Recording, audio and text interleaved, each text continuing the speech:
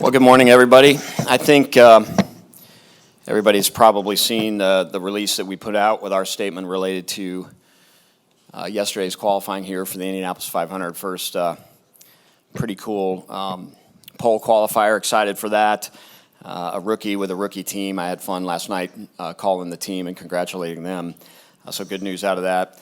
I'm going to back up for a minute just for the folks that didn't get a chance to speak with me last night about 8:15 when we had a handful of you over at the end of the evening. You know, yesterday for me, sort of the lawyer training in me said, let's just make sure we have our facts correct. So spent quite a bit of time yesterday trying to understand how we got to the spot where we were. There were a lot of rumors circulating throughout, given the fact that it was on TV, and we just wanted to make sure that before we really made any statement, we knew exactly what had happened. So for those that missed that really quickly, the 12 cars yesterday in final qualifying go through a pre-qualifying technical inspection, and the 12 car did go through. When the 12 car went through, Kevin Blanche, our technical director, and his team noted on the 12 car that the attenuator might have been modified.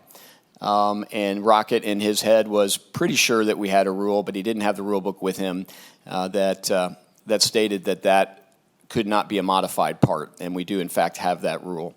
The next couple of cars that went through, they looked at the attenuators on those cars. They were clearly unaltered, and when the 2 car came through, the 2 car had an altered attenuator on it.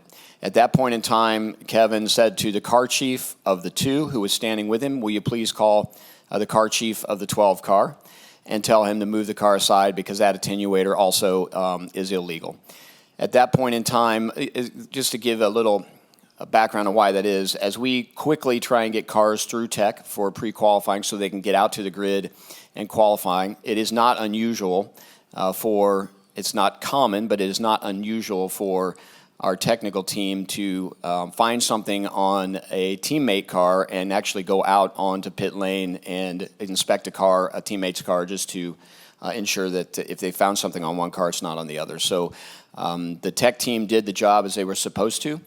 Some confusion happened on pit lane, I think, when members of the 12 car, I believe, started to grind on the back of the attenuator where it had been modified, which then created, I think some rumors came out of that, but that was really the reason we were trying to think through the facts of that position. Rocket did talk to Kyle Novak, who's our race director, on pit lane to make sure that Kyle Novak agreed with him that we have a rule that says that part, the attenuator, must be run as supplied. Kyle and Rocket both agreed, and at that point in time, Rocket did let the team know that the 12 and the 2 car could qualify if they'd like to, but in post-qualifying technical inspection, they would likely be disqualified because those parts are not legal. The team could either do that or they had the choice of pulling out of line. The team chose to pull out of line and take that option versus qualifying and being disqualified for sure as they went through the tech line. Our rule states that you will start at the back of the qualifying session in which you're qualifying. So those cars were qualifying in the top 12. So therefore, last night, as we noted, those 2 cars, the 2 and the 12, would go to the back. The 3 car, who had been in an accident earlier in the day, was already going to go to the back because he did not present to qualify. And those 3 cars would have been lined up by the way that their qualifying speeds on Saturday were to get things started. Throughout the night, and sort of getting into this a little bit more, and frankly, thinking about the integrity and the importance of this race, IndyCar has a rule. It's Rule 9.2.1. I highlighted a couple pieces of it here because I think it's important in this conversation. Penalties can be determined by the gravity of the violation and its impact on the fairness of competition. IndyCar has the authority to impose any or all or any combination of the following penalties against any member for any violation of the rules at any time. And it sets out a lot of things, all of which if you read the release, all of which we have the authority to do based on this rule. The thing that strikes me the most about this rule is the gravity of the violation. This is the world's largest motorsport event, the Indianapolis 500. This event defines who people are, And for us, especially on that stage, we believed that allowing the 2 cars, the 2 and the 12, to start in 12th and 11th, which is a place that they might have actually qualified in had they been allowed to qualify, was not a sufficient enough penalty and did not present an appropriate enough result for the violation. So therefore, we have decided to move the 2 and the 12 car to the back of the grid. They will start in 32nd and 33rd position. The 2 car first are in 32nd, and the 12 car in 33rd based on their qualifying times. The 3 car, in our investigation of the 3 car, by the way, we do have the attenuators from all 3 of these cars. The 3 car attenuator from the crash with the crashed wing still attached to it was provided to us, and we still have it. That attenuator was not modified at all. So on Sunday, we can tell you by facts, again, the lawyer in me, that car was presented when it drove at least with an attenuator on the car that met all of the rules of the IndyCar competition rulebook. So the 3 car will start in 10th spot, which will be the last car in the Fast 12 that did not get removed to the back of the field. So the 3 car will not have any additional penalties. Additionally, on the 2 and the 12 car, because of the gravity of this situation and the importance of this race and the importance of ensuring that the NTT IndyCar Series continues to have its integrity, and so that we can continue to tech cars and know that when we tech cars and you bring them through, we expect them to be rule followers. Both of those cars will be fined $100,000. They will lose any points that they would have gotten for the final 12. Both strategists for those cars will be suspended from the Indianapolis 500 through the end of May. And at the end of today, we will redraw for qualifying pit positions, and the 2 and the 12 will get the last 2 positions available. I think our tech team did a fantastic job. We've got a group of people who are trying to get cars through in a very quick way so that we can make sure that we've got cars on track for our fans. We've got cars on track for television. Tech may begin at the tech pad, and tech, the teams know this, tech does not end once you roll off the tech pad. The tech does not end even if you have a tech sticker on your car. At all times, cars must follow the rules of the IndyCar Series, and therefore, even if somebody might have missed something, which did not happen in this case, we can take a car on pit lane and penalize it for having a part on the car that does not fit the rules. So, I'd much rather be talking about how great the Indianapolis 500 is and how our ticket sales are and how we had our biggest qualifying weekend in terms of attendance since 2016. But it felt to me like the most important thing for us to do today was set the field of the Indianapolis 500. One other thing, because I know I'll get a question about it, I'll just address it right now. When we left here on Saturday, we left here with the 30 fastest cars locked in. Some folks have asked me, why would you not remove the 2 cars? Those 2 cars, the 2 and the 12, qualified on Saturday. They had passed tech. We did not see anything illegal with those cars in tech. So therefore, we are starting the 33 fastest cars in the Indianapolis 500. The 2 and the 12 just happened to start at the back. I'm happy to take any questions. Yes, Marshall. Marshall, hang tight. Get a microphone to you. Thanks. On the topic of the awareness of the illegal attenuators, Rocket in his interview, I believe Tim Cindric in his interview, said that something was found in tech that caught their attention. I've been told by multiple teams that is factually incorrect, that they have alerted IndyCar prior to Sunday that those modifications existed and no action was taken. Just to try and corroborate that, I've gone back and looked at my own footage. I've found and circled these components on the cars Saturday, Thursday, going back to April at the open test. I've had teams tell me they have photos of these modified attenuators from this race last year, which would mean, from a technical inspection standpoint, this wasn't found Sunday morning. These cars have gone through tech many times, and either this has been missed or willfully ignored. I realize you've been in this role for 2 months. I can't hang this on you, but can you give me something here, because you have your paddock, the ones who alerted the series to this problem, saying this didn't just get found in tech Sunday. So I guess the first way to respond to that, it was found on Sunday. So those are the facts. The facts I know is it was found on Sunday, and this penalty is based on what happened on Sunday. I have had teams tell me since last night that they have photos of cars, not just Penske cars, other cars with things on cars that are not within the rules. And I've asked them why no one has sent anything to me or ever said anything to me about that. So I have never heard that. I know it's around the paddock, but I've never heard the news. If somebody had told me that that was the case, I would have gone to Rocket and talked to Rocket and make sure we paid attention to that.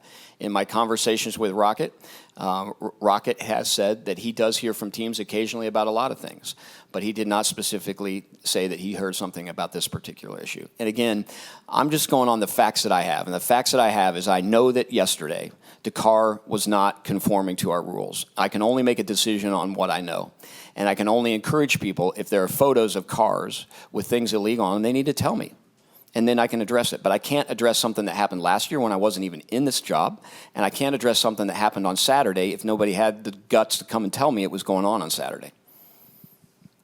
On the topic of tech and the topic of this, with a change in decision yesterday being we'll wait till after the event to this change today, a lot of the conversations I've had with folks have been on the subject of it's time for a separation of church and state.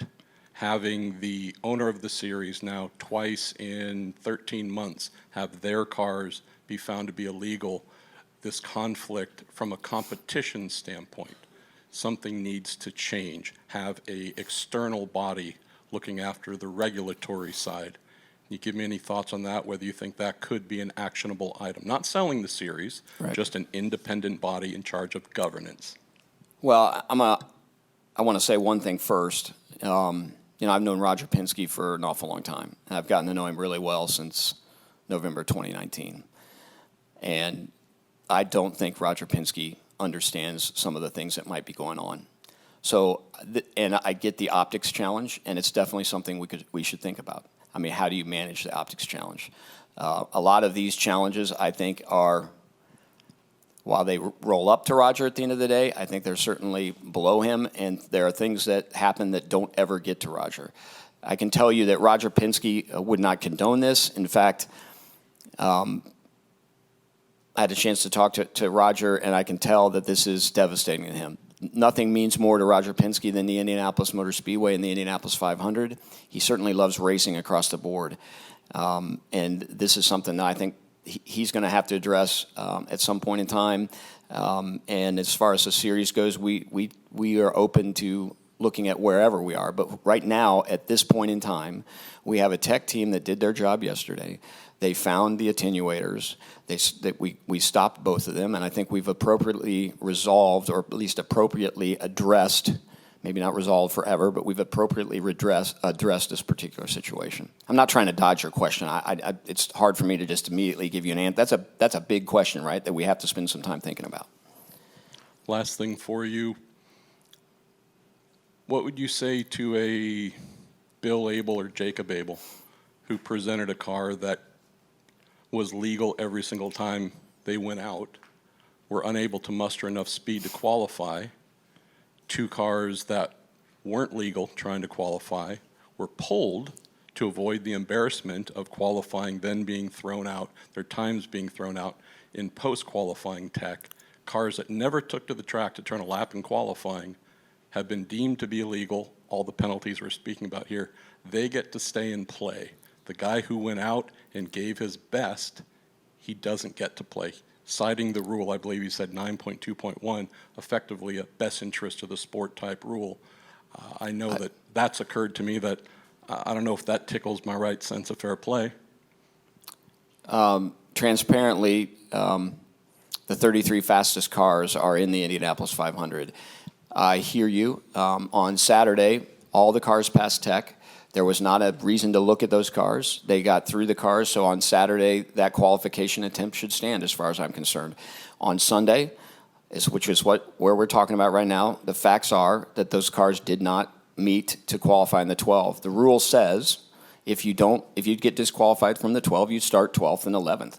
We've gone one step further, and we put them in the back. Do I feel gutted for Jacob Abel? Absolutely. The guy's running our whole season. I know how important this race is to Dale Coyne. Dale Coyne and I have had arguments after arguments over whether we should guarantee starting spots at the Indianapolis 500. He and I are on opposite sides of that conversation. But in this instance, I don't think that the result for the 33 cars should be changed. Nathan?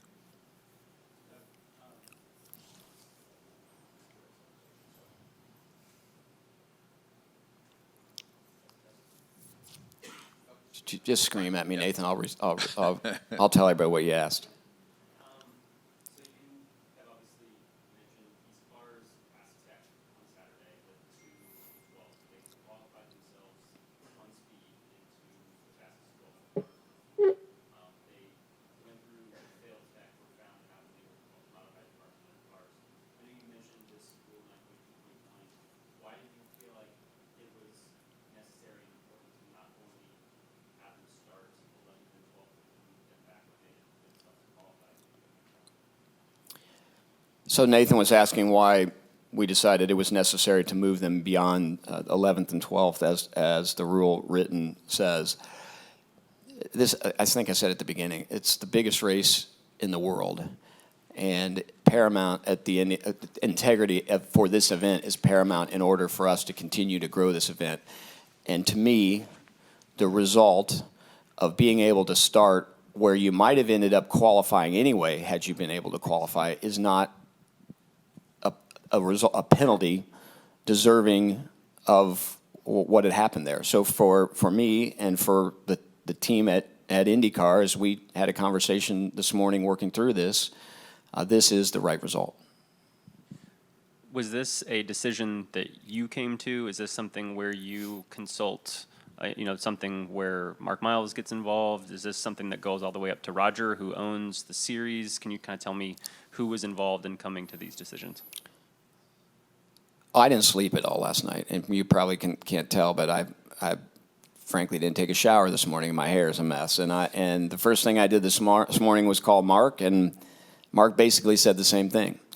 And the two of us sat down and started thinking through what is the appropriate thing to make sure that we're managing the integrity of the Indianapolis 500. Roger Penske was not involved in this other than to be told that there would be a penalty, and it would be a severe penalty coming his way. And we did call Roger to let him know what the penalty was, and we called Tim Cindric and we called Ron Rzuski, the team managers or the team strategists of those cars, to let them know what was coming.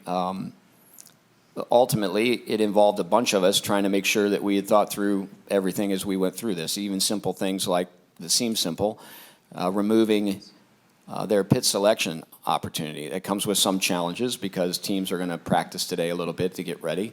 But teams don't have to move, but there will be an option for teams to move. So, we involve Mark Sibla and Kevin Blanche and Kyle Novak and Dave First and Alex Damron and just get the team together to make sure that we're thinking through exactly what we're doing here. But I would say it was walking out of the front door of his house and me walking out of the front door of my camper and happening to call each other at the same time and say, hey, we gotta do the right thing for this event. And by walking out, I mean Mark. And I think my last question for now, you told that small group of us that spoke to you last night in Scrum that when we asked about potential penalties coming from this, that the plan was to announce penalties after the end of the race, which would have come after next Sunday. At what point in last night or this morning did you feel like there were penalties that needed to be announced now? I don't know, some point last night, shortly after that conversation. You remember that? I mean, what we were trying to do in that conversation at 8:15 was share the facts that we knew as we knew them. And our procedure is to have those cars start at the back of the 12, and our procedure is to review penalties on a race weekend after the race. So you asked me a question, and I answered the question based on how we deal with most races. As you walk away from that and you realize the gravity of this event, it certainly makes you feel like, you know what, we shouldn't be treating this like any other event. We should be treating like this like the event that I tell everybody is. It's the greatest race on earth, and it needs to be treated differently. And so we got to that point sometime shortly after that conversation. Bruce. With so much positive momentum that has been developed with the sellout and with a rookie pole winner for the first time since 1983, and pretty decent crowds there for qualification weekend in anticipation of Fox Sports' first Indy 500. How do you keep those being the storylines and not have this overshadow those storylines? The momentum of the Indianapolis 500 is still going to continue to be there. I've heard from since yesterday, even this morning, the number of text messages and notes I'm getting from fans on how great the weekend was and how excited they are for the Indianapolis 500. It's still there. The challenge right now is getting our paddock to feel comfortable that it's still there. We need our biggest stakeholders, the people that are investing in our sport, to believe that it's a level playing field and that they have every chance that anybody else does to win the Indianapolis 500 so that we're all singing from the same songbook. I don't think our momentum will slow going into this weekend. In fact, I think our momentum will continue to pick up going into it. That doesn't mean that we shouldn't be right here, right now, addressing this the way we're addressing it. And also, were you the one who had to call Roger and tell him, and also for the second year in a row, Tim Cindric and Ron Rzuski will not be part of this event, and that's... I made those calls. Can you share how difficult they were? Oh, no, they're super difficult. I mean, that's the last thing I want to be doing right now is talking about penalties. I want to be talking about what a great event this is, how we have an unbelievably cool story and a rookie with a rookie team on the pole, on the Pato Award up front. Pato Award won this race, people would explode. I mean, do I want to be doing this right now? No. Do I want to be having those phone calls? No. I've talked to team owners. Mark's talked to team owners. None of them have been comfortable conversations, but it's part of what goes with it. But it doesn't mean the momentum's changing. Kevin, you got time for 1 or 2 more. Go ahead, Kevin. As this was all happening, cars were lined up on pit lane, including Will Power. The team took the attenuator off and were doing some hasty modifications to the attenuator with an angle grinder, I believe, apparently in an attempt to fix what was wrong with it. That attenuator was then reattached to the car in pit lane while Will Power was still strapped in the car. And it seems you've said that he was given the option to make the run. Can you confirm that he was going to be able to run with a hastily modified safety device on his car? He was going to be given the opportunity to run, is my understanding. And I don't know, hastily modified safety device is not a fair characterization of that. If anything, the safety device had been modified before and they were putting it back in the state where it should have been at the beginning. Are you an engineer or a mechanic? Okay. Bob Bockress. Doug, were there any considerations of just not allowing them to race or not allowing the drivers to race? Not really. The facts are what I know from Sunday, and I've explained to you how we got to this point on Sunday. They had qualified in the top 30. The top 30 are locked into the Indianapolis 500. As far as I know, everything was correct on Saturday. So to remove them from the event for something that happened inside of the top 12 just didn't seem like the right result here. Like I said, we have gone beyond what our rules say and have moved them to the back of the grid, taken away their points, fined them. We're suspending two of their personnel. I think this is a clear indication, I hope, to the paddock that we take this seriously, that this is not something that we are going to continue to allow to happen. We are going to make sure that the cars on the racetrack are evenly prepared and fall within our rules. And the rules said the fastest 30 cars are locked into the Indianapolis 500. And so now is this case kind of considered closed on your end, or could there be more penalties down the road? No, as far as I'm concerned, this case is closed. That's why we're here today. That's why we sent the release. The only time this case gets opened up again or anything happens again is if somebody comes through tech and is not qualifying on tech.